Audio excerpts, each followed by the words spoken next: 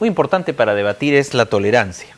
Hace un momento mostré a un periódico pro-chileno, con publicidad pro-chilena, por supuesto, y el Listín.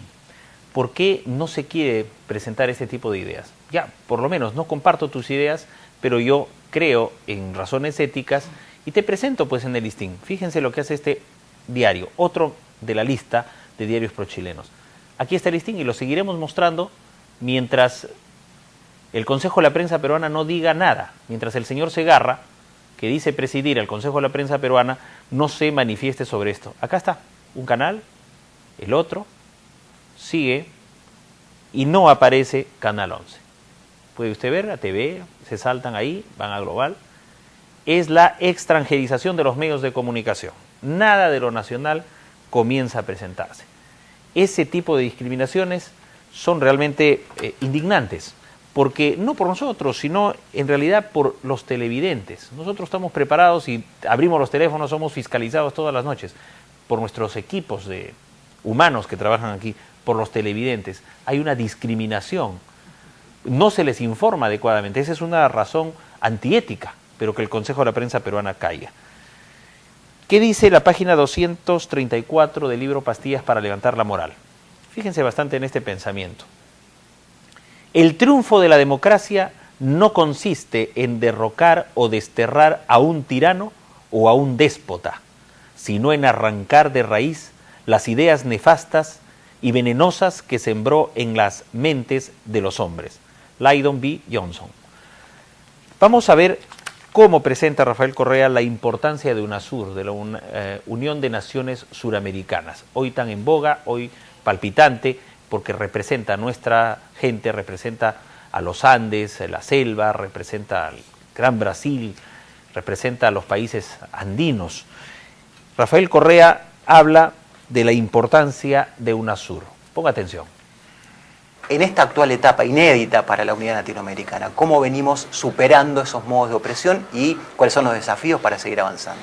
Bueno, es una de las cosas que más molesta a los imperios, ¿no? Y a las élites incondicionales, esos imperios, que América Latina ha levantado su cabeza, que estamos superando el neocolonialismo, aunque lo hay todavía. El GAFI, este Grupo de Acción Financiera, nos acaba de volver a poner en la lista negra. ¿Quién a ellos lo designó árbitros del bien y del mal? Y si son árbitros del bien y del mal, ¿por qué no condenan pues a los paraísos fiscales del Caribe, que son parte del Commonwealth, su jefe de Estado es la reina Isabel? ¿Por qué no condenan pues a Nevada, Las Vegas, donde claramente hay lavado de activos? Porque es otra forma de neocolonialismo, presionar a los gobiernos que les cae mal. Los controles en Ecuador son muy superiores a muchos países que ni siquiera son mencionados por el GAFI, pero a estos países pequeños con gobiernos progresistas que no se someten a los que persiguen esta clase de agrupaciones, como muchos otros, ¿no? Ciertos medios de comunicación internacional de derecho, o sea, usted escucha en Ecuador está repleta las cárceles de periodistas, no hay derecho a la libertad de expresión. Todos los días nos sacan que no hay libertad de expresión. No sé cómo pueden sacar todos los días que no hay libertad de expresión si es que no lo hubiera, ¿no? Claro. Pero bueno, esa es la propaganda que tenemos que enfrentar día a día. ¿Por qué? Porque hemos alzado la cabeza. Porque si ahora Estados Unidos nos hace un informe sobre derechos humanos de Ecuador, nosotros hacemos un informe sobre derechos humanos de Estados Unidos, sobre Guantánamo, la pena de muerte por delitos políticos, la ausencia de debido proceso en el caso de 5 presos cubanos, etcétera. Y eso significa perder poder. Entonces, creemos que América Latina está levantando la cabeza, pero nuevamente, separados somos muy vulnerables, unidos somos una fuerza que nada podrá detener. Por eso la importancia de procesos integracionistas como UNASUR. Y lo anunciamos, amigos televidentes, la importancia de los jóvenes, los estudiantes, los universitarios, aquellos que, por ejemplo, en Colombia hoy se están rebelando porque el modelo metido en la educación les impide estudiar. 1 de cada 3 jóvenes colombianos tiene que abandonar la universidad. No hay los recursos suficientes. En las bóvedas hay mucho dinero, es cierto, pero los estudiantes son parte de las estrategias mediáticas y financieras para que haya una tarjeta, así como en Chile, que los mantenga endeudado. Estudia 5 años y queda endeudado 15. Así no es la cosa. ¿Qué le dice a los jóvenes Rafael Correa? Escuchemos. El presidente recién decía, América Latina está levantando la cabeza, y en este proceso de América Latina, en este momento tan especial de América Latina, ¿cuál es el rol hoy de los jóvenes? ¿De qué manera están acompañando o cómo deberían acompañar este proceso? Fundamental, pues, queridos jóvenes. Ustedes son el presente y el futuro, y ahí del día, como decía un escritor ecuatoriano, en que los jóvenes no hagan temblar al mundo y se sometan ante el tirano. Y aunque estamos en democracia, en nuestros países todavía hay tiranías, ¿no? Tiranía de los grupos de poder, la tiranía de la pobreza, de la ignorancia, etcétera. Entonces los jóvenes la fuerza más espontánea y más eficiente para organizarse. Tienen que organizarse. Aquí hay procesos con una gran legitimidad política, un gran apoyo popular, pero a los cuales, por ejemplo, en el caso ecuatoriano, todavía falta mucha capacidad de movilización, de organización, claro. Y en consecuencia somos vulnerables a grupos minoritarios, pero adecuadamente financiados, organizados, etcétera. Tienen que organizarse, tienen que concientizarse, tienen que politizarse, en el buen sentido de la palabra. Otra de las herencias neoliberales fue la satanización de la política, cuando la política es la forma racional en que la sociedad toma sus decisiones. Y precisamente por satanizar la política, hicimos la peor de las políticas, que es defender el status quo.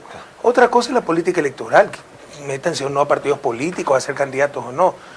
Rechacen la politiquería, estos que quieren contentar a todo el mundo, la demagogia. Pero todos debemos ser políticos, en el sentido etimológico de la palabra polis, ciudad, ética, reglas que rigen la ciudad, preocuparnos del bien común. La política como la forma, insisto, racional en que la sociedad toma sus decisiones. Precisamente, insisto, por haber renunciado a la política, hicimos la peor de las políticas, es decir, defender el status quo. Y se reemplazó a esos hacedores de política con visiones integrales por estas ONGs, por ciertos grupos, incluso extranjeros, que empezaron a hacer políticas públicas del sector privado. Ese fue el análogo del neoliberalismo en la cuestión política. En el sector privado, la política económica la hacían burocracias internacionales y el propio mercado, no se necesitaba Estado. Algo similar ocurrió y sigue ocurriendo en el ámbito político. Política pública, no, si los políticos todos son corruptos, el Estado no sirve para nada, que nos la dé haciendo la Comisión Interamericana de Derechos Humanos, el think tank ni sé cuánto en Washington y las ONG a nivel nacional. Y lo que estamos haciendo es desertando de nuestro deber de tomar decisiones racionalmente. Eso es la política. Bueno, justamente quienes en los años 90 participamos en política, nos involucramos con la cuestión colectiva, lo hicimos desde la cultura de la resistencia. Justamente el gran cambio cultural está en salir de una cultura de la resistencia y entender que tenemos que pasar a una cultura de la ofensiva. ¿Cómo hacemos los jóvenes o cómo hacen los jóvenes para salir de la trampa de la cultura de la resistencia y avanzar hacia una nueva cultura? Ese es un gran punto, Ernesto. Ahora, no es un problema de los jóvenes, es un problema de aquellos luchadores de toda la vida que se acostumbraron a resistir, a estar contra el poder porque no era un poder bueno. Ahora que venimos a manejar los gobiernos, gente que estamos dispuestos a dar la vida por la justicia, por nuestros pueblos, por salir de la pobreza, siguen con esa cultura de la resistencia. No han logrado dar el paso de la protesta a la propuesta, y esto es algo sumamente grave. Algunas veces también hay grandes dosis, no solo de falta de visión, sino de mala fe, porque hay cierta izquierda, por ejemplo, que está contra nuestros gobiernos, caso Evo Morales, caso Argentina, caso Venezuela, caso Ecuador, tan solo porque no son ellos los que están en el poder. O sea, si no son ellos, que no esté nadie. Yo te puedo mostrar cartas de supuestos dirigentes de izquierda del país justificando la destitución de Lugo, porque supuestamente no había hecho nada. Entonces, como no ha hecho nada, mejor que venga la derecha nomás. Entonces, con esas posiciones tan irresponsables, pues, ¿cómo se pueden llamar izquierda? ¿Qué quieren lograr? Entonces, sí hay un problema ahí. Una izquierda que siempre, y un progresismo que siempre estuvo fuera del poder, que se acostumbró a la resistencia, sobre todo en las últimas décadas, frente a la arremetida neoliberal, que se opuso a las privatizaciones, a resistir. Pero llegaron gobiernos progresistas que precisamente actúan en función del discurso que ellos mantuvieron y siguen resistiendo, entre comillas. Y producto de esa resistencia llegaron los gobiernos progresistas. En gran parte, por esa lucha acumulada. Pero, y no cambian esa actitud. Y tal vez es la oposición más peligrosa para nuestros gobiernos, porque hablan nuestro mismo lenguaje, usan nuestra misma vestimenta, nuestros mismos colores, nuestros mismos emblemas, pero se oponen a estos gobiernos, y no sé si aquí en Argentina sucede como Ecuador, en la asamblea votan con toda la derecha. O sea, nos acusan, por ejemplo, de no ser de izquierda, y para oponerse a esa traición de las izquierdas del gobierno, entonces pactan con la derecha en la asamblea. Es verdad, se ha satanizado a la política mucho tiempo. Todo lo político es malo, y no es así. Hay gente que entra a la política y tiene vocación, tiene emoción social, pero los poderes mediáticos lo aíslan. Es la muerte civil de la que hablábamos hace unos días. hace una semana. Esa muerte civil que hace que determinados personajes no aparezcan en esos medios, porque ellos quieren controlar la verdad. Quiero continuar los párrafos que quedaban pendientes de la carta que Ricardo Belmont presentó en Batallón TV 11, en el Facebook. Usted puede tener ya en su pantalla, lo va a anotar, lo va a ver, www.ricardobelmont.com, Batallón TV 11. Mucho más en este mes de hondo sentimiento patriótico. Y dice: soy optimista en la medida que el señor presidente cumpla las promesas de un cambio sin odios ni revanchas, pero con firmeza y decisión. Es preciso una reforma estructural del Estado que permita descentralizar el país y terminar con la corrupción.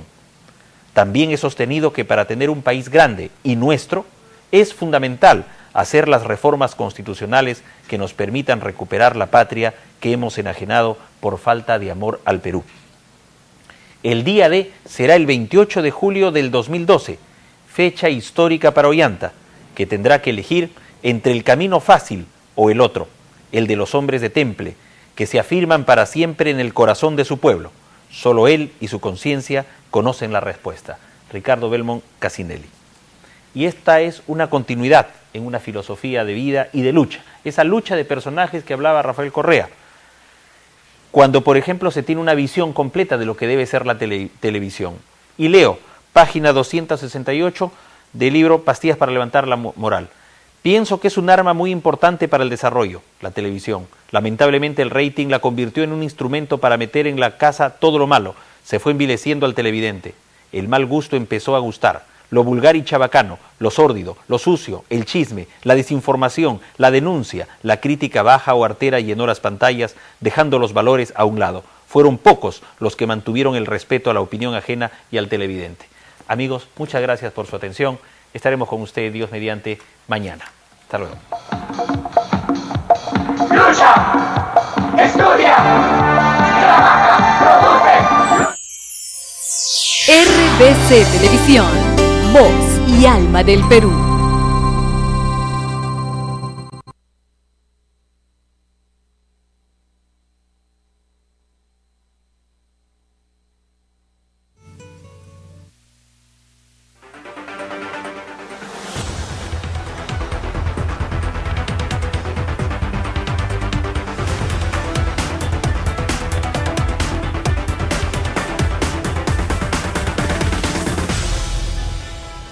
Olá, que tal amigos dessa programação? Este é seu programa Saliendo de la Crisis.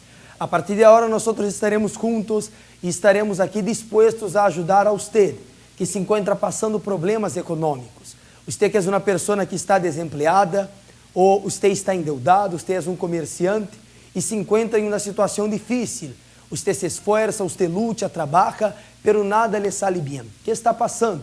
Você antes era uma pessoa que lutava e havia resultados. Sin embargo, agora todo su esfuerzo não há resultados. Você poderá comunicar-se, nossos teléfonos a partir deste momento já estão habilitados. 330-8615 ou ao 330-8630 ou ao 330-7737. Você poderá comunicar-se com nós. Eu quero começar o programa de hoje com esse informe que habla a respeito das deudas. Muitas pessoas se encontram nesta situação, endeudadas e acabam entrando em um desespero. Algumas pensando até mesmo em quitar-se a vida a causa de tanta desesperação. Acompanhe